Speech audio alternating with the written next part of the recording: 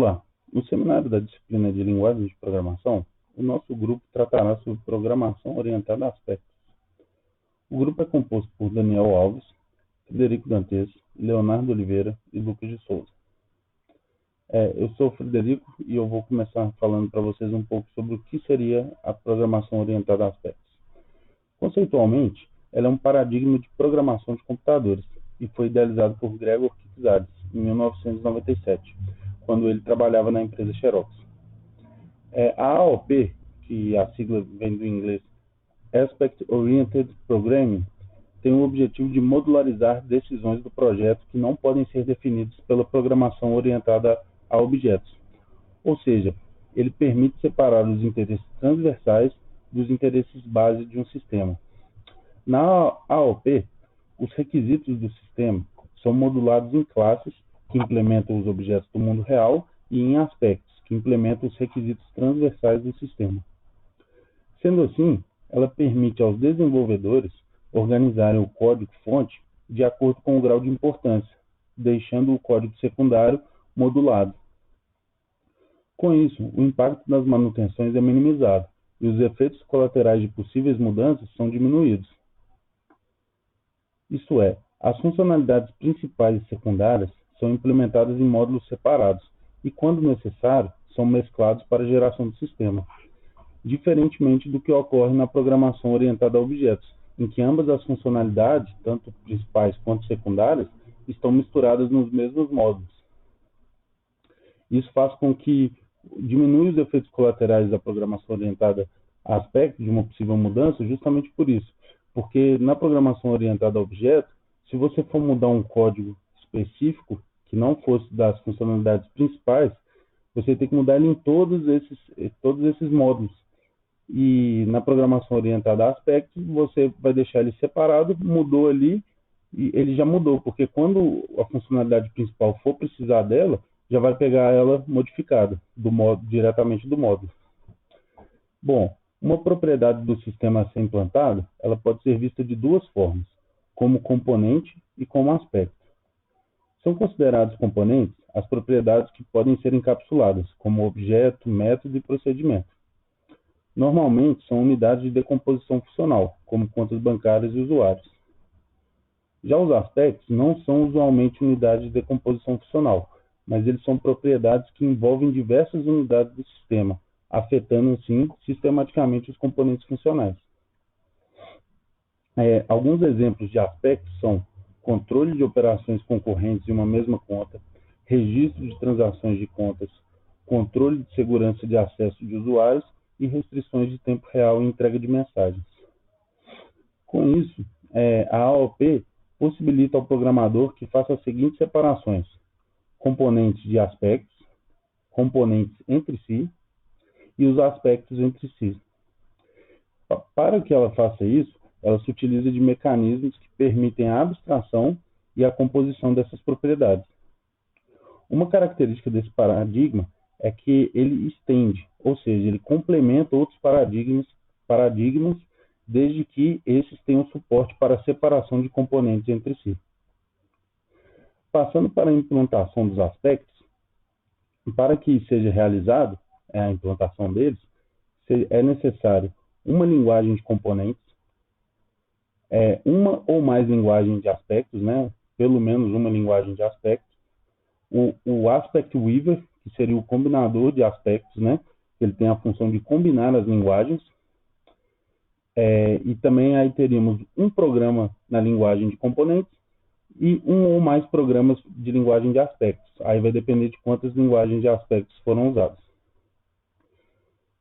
Complementando, né, os conceitos já expostos de componentes e aspectos, a gente tem que componentes são abstrações providas pela linguagem, que implementam a funcionalidade do sistema.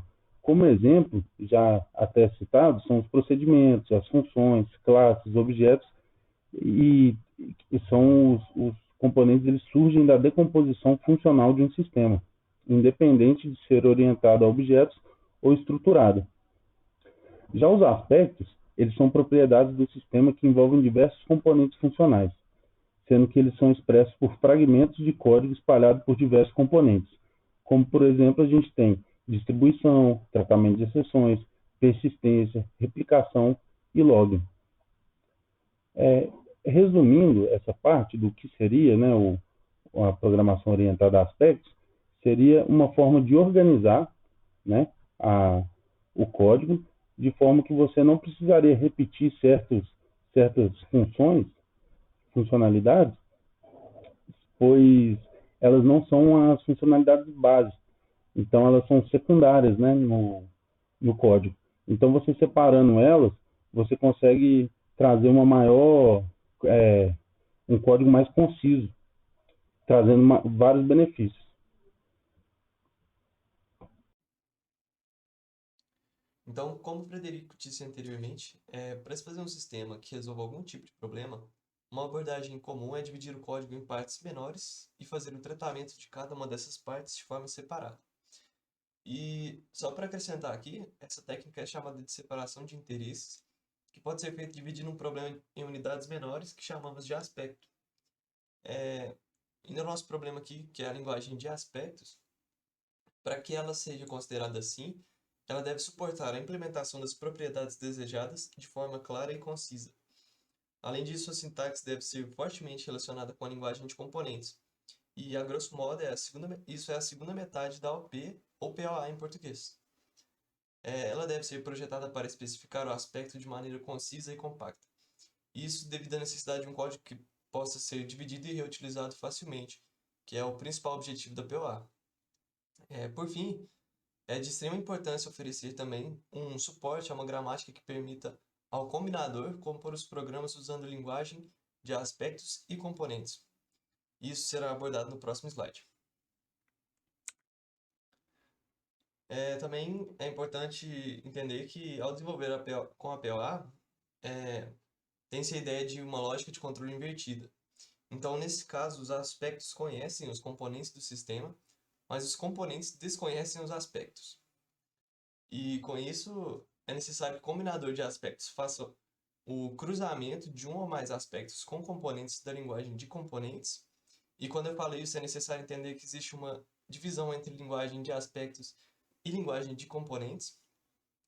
E para complementar, esse cruzamento é feito geralmente em tempo de execução. Sua função é processar a linguagem de aspectos e de componentes, como eu falei, produzindo o resultado esperado, que seria a execução de uma função. Um projeto em AOP ou PLA requer um entendimento sobre o que deve ser descrito em cada linguagem, isto é, aspectos e componentes e as características comuns entre elas. Para resumir aqui, o funcionamento da POA, nós temos um processo chamado combinação, que pode ser entendido como waving também do inglês, e ele é realizado por um combinador chamado waver, que seria é, uma aplicação do wave. Nisso eles conseguem fazer a junção dessas duas partes da programação, que são os aspectos e complementos. Os mecanismos de composição incluem a utilização de recursos como herança, parametrização, chamada de funções, assim como uma classe normal. Devem permitir fraco acoplamento com componentes, esses que podem ser dinamizados de acordo com a importância de cada módulo para o problema como um todo, ou seja, cada um tem um grau de importância. E, além disso, a adição e adaptação de componentes ou aspectos, que é mais um benefício da modularização da POA. Também provém suporte à implementação de abstrações de aspectos e a combinação entre componentes e aspectos. Agora, os filtros de composição podem ser entendidos como uma técnica de AOP, onde diferentes aspectos são expressos em filtros, juntamente às especificações. Isso pode ser separado com a linguagem de componentes, sendo ela assumindo um caráter de orientação a objetos, e a linguagem de aspectos pode ser entendida como esse mecanismo de filtro de composição. Eles permitem também expressar aspectos através do uso de filtros, sem necessidade de geradores específicos, e as mensagens a um objeto são avaliadas durante a combinação e, caso necessário, manipuladas pelos filtros. Volto aqui a enfatizar que esse processo ocorre geralmente em tempo de execução, ok? E o último tópico aqui vem mostrar o que foi falado justamente nesse início de slide, com a linguagem de componentes sendo orientada a objetos e os aspectos do nosso filtro de composição.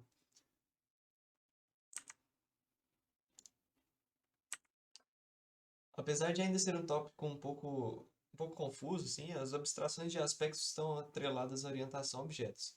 E nada mais são do que talvez um complemento dela. Ela é implementada a partir de construção de um conjunto de classes que se relacionam e compõem os aspectos. Diferente da POO, os objetos dessa classe são referenciados como outros e não fazemos a chamada para métodos ou propriedades. Um aspecto pode estar em diversas classes, atuando em qualquer parte do sistema.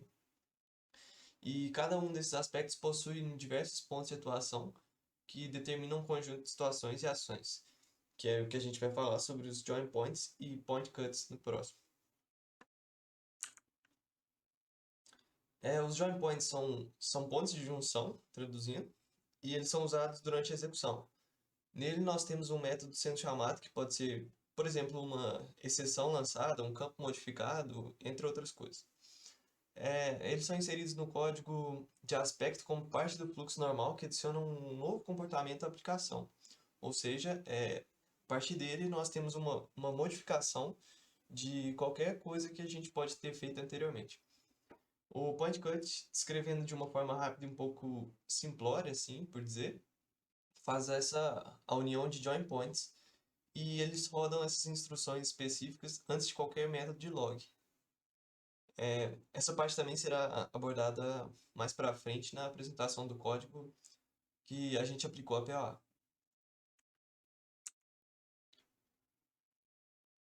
Advice é uma parte do código que é executada antes, depois e simultaneamente a um join point. Além disso, eles são determinados pelos aspectos que complementam a fase de implementação, e o advice pode ser visto também como um superior do point cut e join points. É ele que basicamente manda as instruções para o point cut, que vai executar os join points em algum tempo específico. Aqui também tem uma descrição do advice como sendo uma instrução para rodar determinado código antes de todos os métodos de log.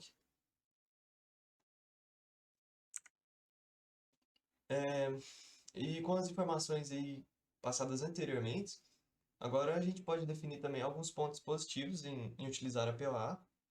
E nesse caso nós temos uma diminuição do tamanho do nosso código, que torna ele menos complexo, já que a parte desse código fica na definição de aspectos sem junção com outros. Por isso é bom, porque ele é modularizado. Então a gente tem essa separação. E a facilidade de alteração devido à sua, entre aspas, assim, desconexão com os métodos. Só que ao mesmo tempo ele tem uma unidade importante em toda a implementação, porque a partir dele a gente consegue executar várias outras coisas. Então, apesar de ser desconexo por um ponto, ele cuida de grande parte do que a gente vai executar. Com isso, a gente pode descartar até mesmo a necessidade de reescrever o que foi mudado mais de uma vez.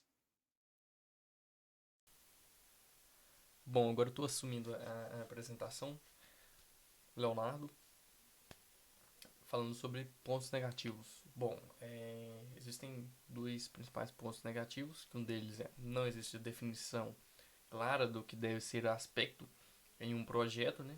Ficando como uma definição subjetiva que pode ser feita de forma equivocada. Então essa nuvem aí que permeia a definição objetiva de aspecto é um ponto negativo, né?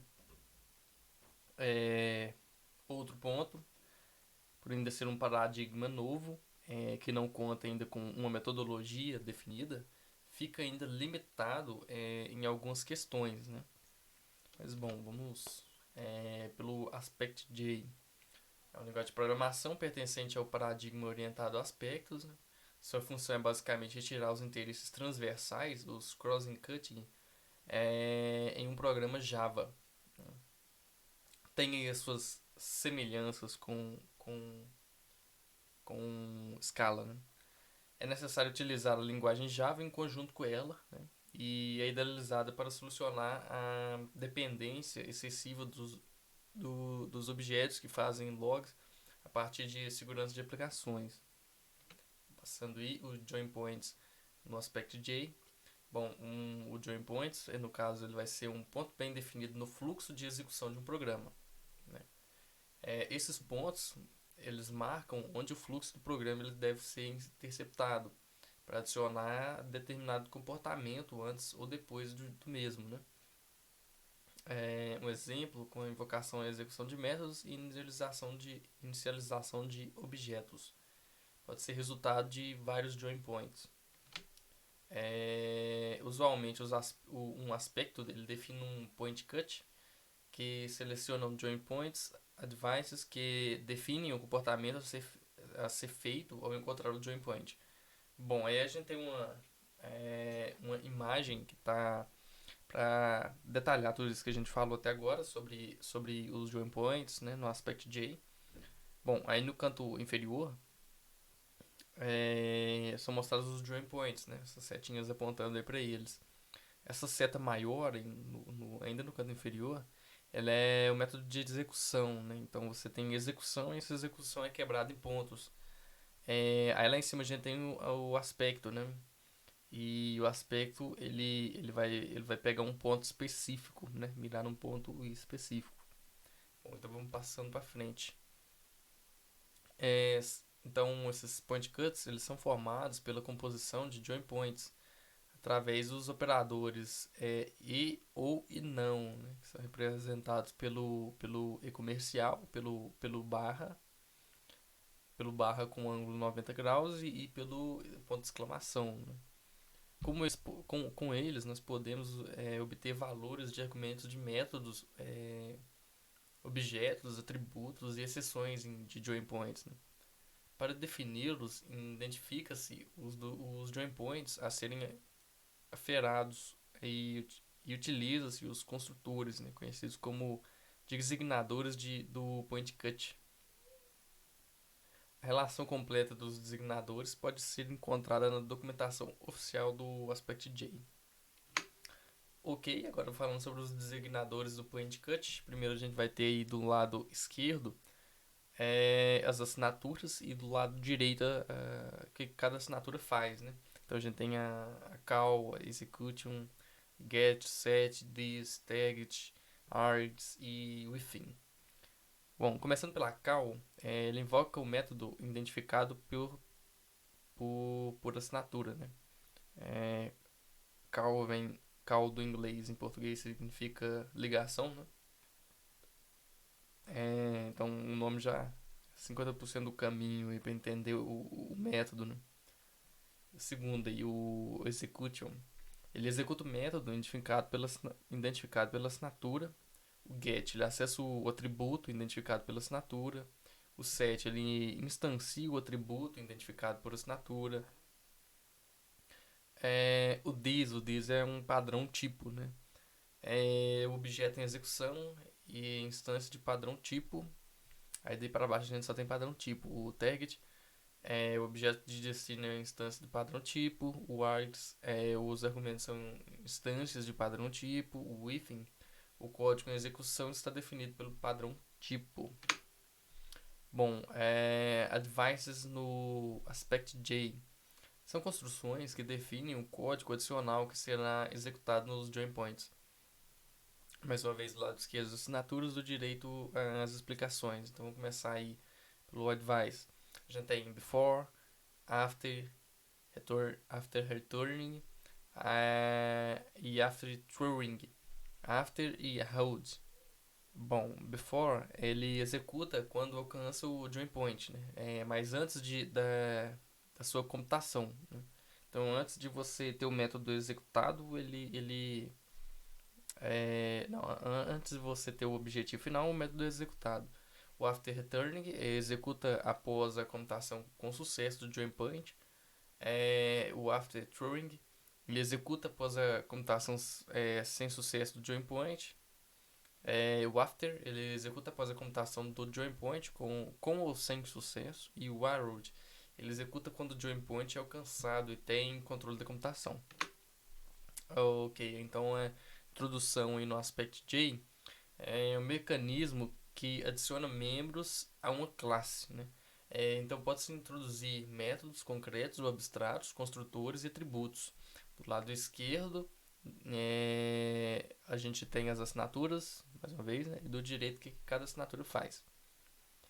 Bom, começando do primeiro aí, ele define um método nos tipos em padrão de tipo, né?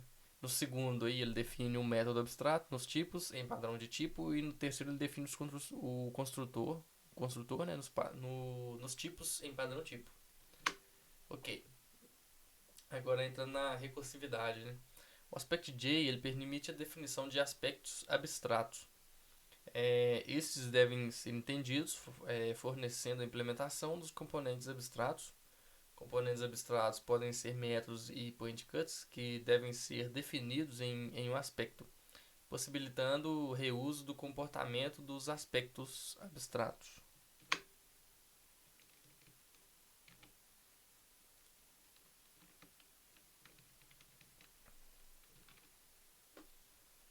Bom, então essa foi a nossa apresentação, João. É, Agora a gente tem um vídeo do Daniel apresentando a parte programável, né? Onde ele usa um exemplo e ele vai dar toda a explicação. Então é isso. Bom final de período para todo mundo e que boas notas venham. Até mais. Bom dia, eu vou falar agora um pouco sobre os aspectos utilizando o Aspect-J com a linguagem Java. O ambiente de desenvolvimento é com base no Eclipse e para que ele possa funcionar é necessário fazer a instalação do Aspect-J. Aqui no Eclipse vai em Help, Eclipse Marketplace, pesquise por Aspect e faça a instalação. Tendo feito a instalação, basta criar um projeto do tipo Aspect, semelhante à criação de um projeto Java. Coloca o nome e define as suas informações. Com o projeto criado, eu criei uma classe Java principal. Aqui não muda muita coisa do que trabalha em Java. Define o nome dela. Os métodos que eu coloquei aqui para teste é para estar simulando um CRUD. Então, quando eu faço a chamada de cada método, ele vai me trazer as informações. Então, se eu compilo aqui, tenho todas essas informações.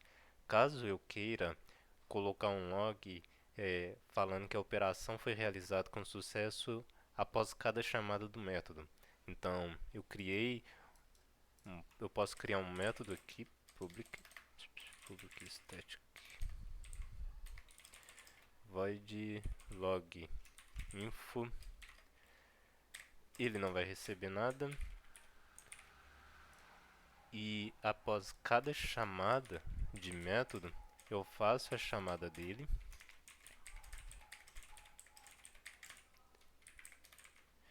E assim que eu compilo, eu fiz cada chamada, todas eu obtive operação realizada com sucesso. Porém, essas informações, elas crescem bastante o código. E se eu quisesse colocar uma informação antes da operação, ficaria ainda maior. Para resolver esse tipo de problema, a gente utiliza os aspectos. E para isso, eu não preciso mais dessa classe de loglinfo, desse método. Posso retirar a chamada dele de cada um. Crio aqui um aspecto similar a uma classe Java, criação. Tendo ela criada,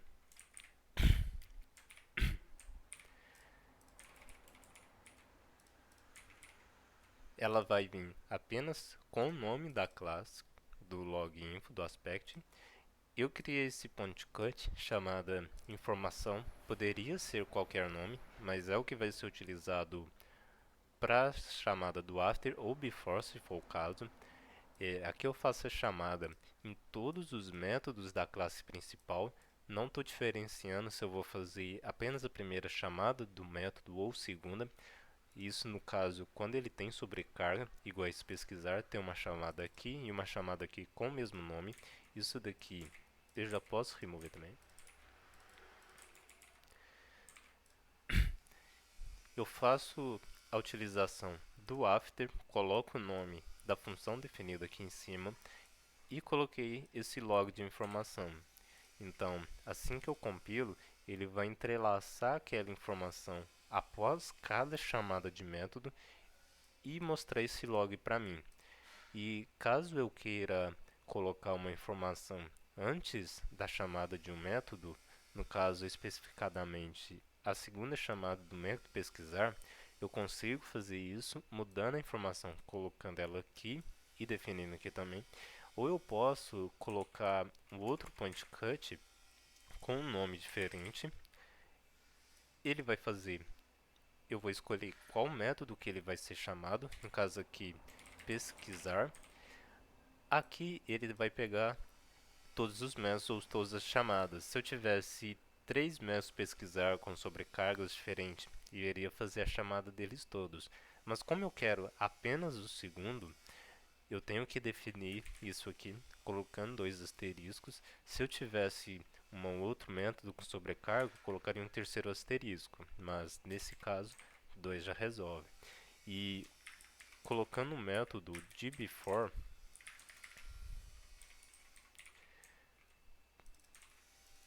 e tendo o mesmo nome do point cut, eu consigo modificar essas informações para fazer uma chamada antes da chamada do método de pesquisar com a sua segunda chamada, já que ele tem uma sobrecarga. Então, assim que eu compilar, todas as informações do depois vão estar funcionando normalmente.